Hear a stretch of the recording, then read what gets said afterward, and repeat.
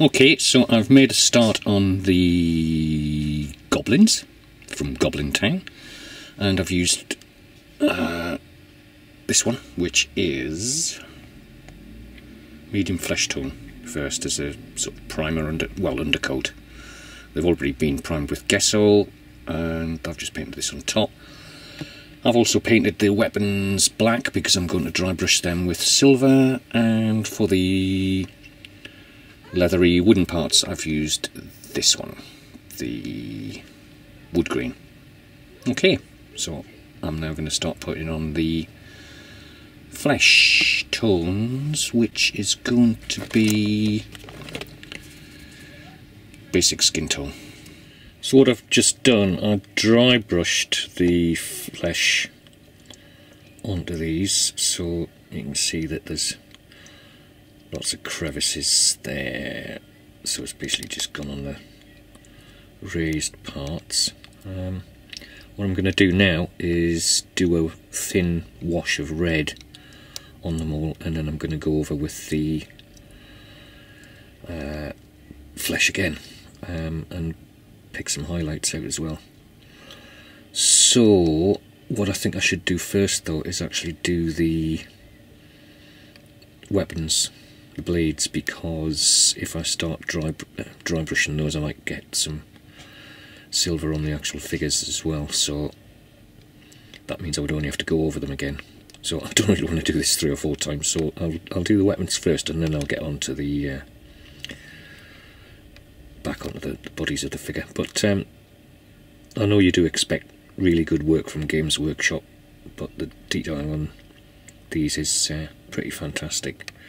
See how the dry brushing's brought out the toes on these. Can I zoom in a bit more? Oh yes. See? Very detailed, these figures. Anyway, let's get on with the weapons and then back onto the figures. So I've just dry brushed the weapons, just to give you a look at how that's been done. So yeah, the axes are probably the nicest ones to do, like this guy here. Let me just see if I can get him at the back there.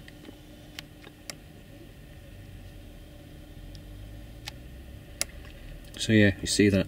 So there's some nice detail on the axes there, which gets picked out very nicely with a bit of dry brushing. Okay. So I've done the first wash on these.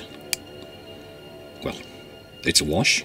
It's the first one. It may be the last one, but anyway, I've done a red wash, and you can see it's pulling out a lot of the detail on the faces and the toes.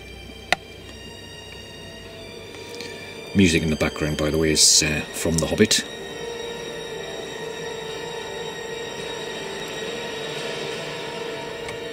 Makes it a bit more dramatic.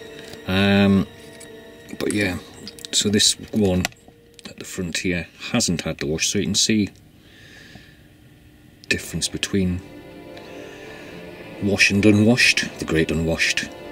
And I'm just about to do him, but I just thought I'd do a before and after shot there. Okay. Just thought I'd mention, when I'm doing this red wash, what I'm doing is I'm going over the entire figure, and then it just runs into the crevices, but it does leave behind a little bit of residue on the flat parts of the figure. I'm just going to see how these can dry. This is the one I've just done. It was the final one. You can see it's a lot brighter and pinker at the moment because it's still wet, so it's obviously reflecting the light back a bit more. If I just move these back, it might.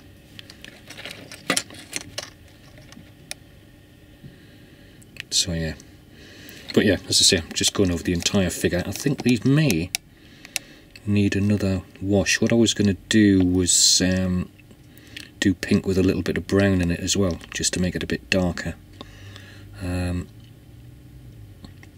So it'll really run into the crevices of the figures, and then make the recesses just that bit more pronounced, because it will be a darker colour in there. But yeah, I'm quite happy with these coming on so far. It really does bring out the detail in these figures when you're doing it.